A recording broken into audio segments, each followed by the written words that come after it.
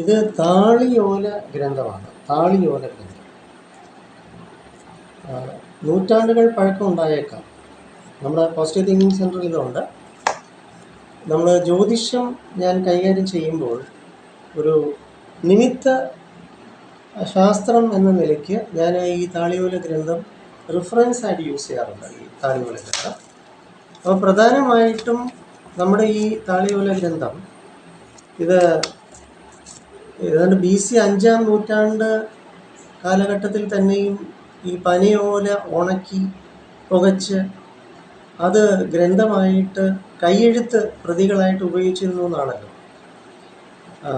പിന്നീട് 19-ാം നൂറ്റാണ്ടിലാണല്ലോ print media വരികയും താളിയോല ഗ്രന്ഥം പിന്നെ അത് ഉപയോഗിക്കാത്ത ഒരവസ്ഥയിലേക്ക് ഇത് ആൻറ്റിക്സ് പുരാവസ്തുക്കളായിട്ട് മാറുകയും ചെയ്തത്.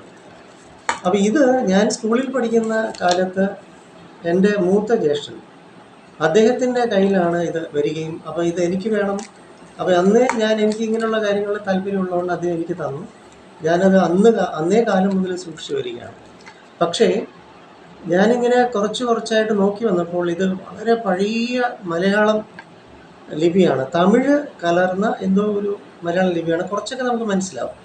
പൂർണ്ണതയിൽ നമുക്കിത് ഉൾക്കൊണ്ട് എടുക്കാൻ പ്രയാസമാണ്. കാരണം ഇതൊക്കെ ഒത്തിരി പഴയ ലാംഗ്വേജാണ്. ആ ഭാഷയൊന്നും ഇപ്പം നിലവിലുണ്ടാകാൻ ഒരു മാർഗവുമില്ല. സംസ്കൃതവും തമിഴും പഴയ കാലത്ത് മലയാളവും കൂടി കലർന്ന സാധനമാണ്. എങ്കിലും നമുക്ക് ഏകദേശം അവിടെ ഇവിടെ നമുക്ക് ലഭിക്കും. അപ്പോൾ ഞാനിപ്പം ഇത് ഉപയോഗിക്കുന്നത് ഒരു നിമിത്ത ഗ്രന്ഥമായിട്ട്. ഇപ്പോൾ നമ്മൾ ജ്യോതിഷത്തിൽ നമ്മൾ ആർക്കെങ്കിലും വേണ്ടിയിട്ട് ഗണിച്ച് വരുന്ന സമയത്ത് ഒരു നിമിത്തം നോക്കാനായിട്ട് നമ്മളിത് ഉപയോഗിക്കുന്നുണ്ട്. അപ്പം പ്രധാനമായിട്ടും ഇത് രാമായണത്തെ പ്രതിപാദിക്കുന്നുണ്ട്. അപ്പം നമുക്ക് സുന്ദരകാന്ഡം അല്ലെങ്കിൽ രാമായണമായിട്ട് ബന്ധപ്പെട്ട് രാവണ യുദ്ധം അങ്ങനെ ചില പേജസ് എനിക്ക് കിട്ടിയിട്ടുണ്ട് ഇതിനകത്ത്. അപ്പോൾ അത് ആ സമയത്ത് ആ വന്ന വ്യക്തിയുടെ നിയോഗം അനുസരിച്ച് ആ ദിവസവും തീയതിയും മറ്റുമൊക്കെ അടിസ്ഥാനപ്പെടുത്തി അന്നേ നക്ഷത്രവും ഒക്കെ നോക്കിയിട്ട് അന്നത്തെ രാഹുകാലമാണോ എന്നുള്ളതൊക്കെ നോക്കി അങ്ങനെ ഈ നിമിത്തമായിട്ട് നമ്മൾ ഈ ഗ്രന്ഥം യൂസ് ചെയ്യുന്നുണ്ട്. ഈ താളിയോല ഇത് ഗ്രന്ഥം യൂസ് ചെയ്യുന്നുണ്ട്. ഒത്തിരി വർഷങ്ങൾ പഴക്കമുള്ളതാണ്. ഒരുപാട് വർഷങ്ങൾ.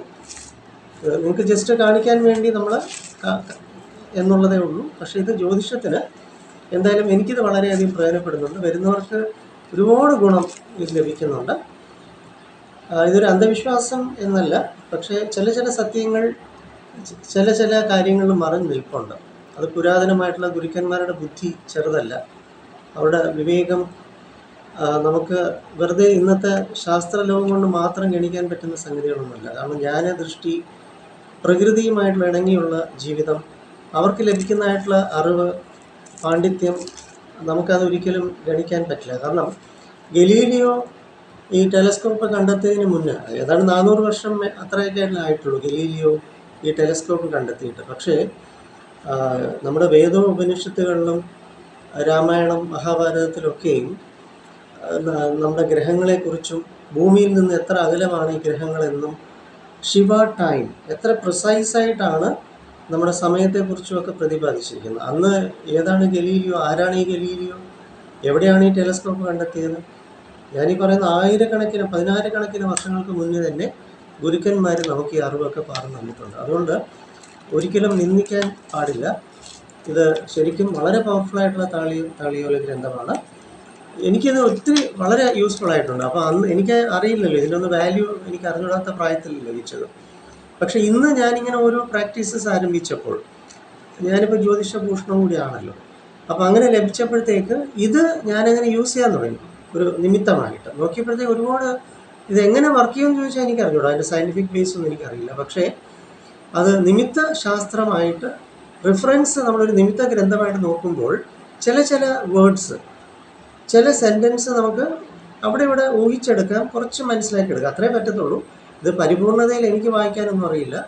പക്ഷേ എന്നാലും നമുക്ക് പഠിച്ച നിലയ്ക്ക് ഇത്തിരി ഭാഷയൊക്കെ പഠിച്ചിട്ടുള്ള അടിസ്ഥാനത്തിൽ നമുക്ക് അവിടെ ഇവിടെ മനസ്സിലാക്കിയെടുക്കാൻ സാധിക്കുന്നുണ്ട്. പൂർണ്ണമായിട്ടും ഇല്ല, എങ്കിലും നമുക്കിത് ഉൾക്കൊള്ളാൻ സാധിക്കുന്നുണ്ട്. ഇത് ആണ് താളിയോല ഗ്രന്ഥം നമ്മുടെ പോസിറ്റീവ് തിങ്കിങ് സെൻ്ററിലുള്ളത്. അപ്പോൾ നിങ്ങൾക്ക് എന്നെ ജ്യോതിഷപരമായിട്ടുള്ള എനിക്ക് എൻ്റേതായ ഒത്തിരി ടൂൾസ് ഉണ്ട്. അല്ല ട്രഡീഷണൽ ആയിട്ടുള്ള ജ്യോതിഷം മാത്രമല്ല, നമുക്ക് കളം വരച്ച് നവഗ്രഹങ്ങളെ നിങ്ങളുടെ ജന്മനാലുള്ളത് നിങ്ങൾക്ക് ആയുഷ്കാലം നിങ്ങളോടൊപ്പം ഉണ്ടാകുന്ന നവഗ്രഹങ്ങളെ നമുക്ക് നോക്കി അതാണ് നമുക്ക് ആയുഷ്കാലം സൂക്ഷിക്കേണ്ടത്. അല്ലാതെ ഇടയ്ക്ക് വന്നു പോകുന്ന ഗോചരം അല്ലെങ്കിൽ ചാരവശാൽ അത് പോരാ. അത് താൽക്കാലികമായിട്ട് വന്നു പോകുന്ന ഗ്രഹങ്ങളാണ്. അതല്ല നമുക്ക് വേണ്ടത്. ആയുഷ്കാലം നമ്മളോടൊപ്പം ഉണ്ട്. അത് നല്ലതോ മോശമോ വന്നു പോകുന്ന ഒരു താൽക്കാലികം മാത്രം. അതിൻ്റെ പേരിൽ അതിൻ്റെ അടിസ്ഥാനത്തിൽ മാത്രം നിങ്ങളുടെ ജീവിതത്തിൽ ഒരു തീരുമാനം എടുക്കുകയും ബിസിനസ്സിലും മറ്റുമൊന്നും ഇറങ്ങിത്തിരിക്കുകയും ചെയ്യരുത്. അതുകൊണ്ട് ജ്യോതിഷം എന്ന് പറയുന്ന ഉപായാസങ്ങളാണ്, റെമഡിയൽ മെഷേഴ്സാണ്. അല്ല, ക്ഷേത്ര വഴിപാടുകളൊക്കെ നല്ലതാണെങ്കിലും അത് നല്ല സമയം വരുമ്പോൾ മാത്രമേ അതിൻ്റെ ഗുണം ലഭിക്കുകയുള്ളൂ. അല്ലാതെ നിങ്ങൾക്ക് ഒരു ഗുണവും ലഭിക്കില്ല. ശാസ്ത്രീയമായിട്ട് നമുക്ക് അതിന് ആസ്ട്രോ മെഡിറ്റേഷൻസ് കൂടെ ഉണ്ട് തുടർന്ന്. അതൊക്കെ നമുക്കിവിടെ പോസിറ്റീവ് തിങ്കിങ് സെന്ററിൽ പരിശീലിക്കാം. വരിക, നേരിട്ട് ഞാൻ ചെയ്തു തരാം. വരിക.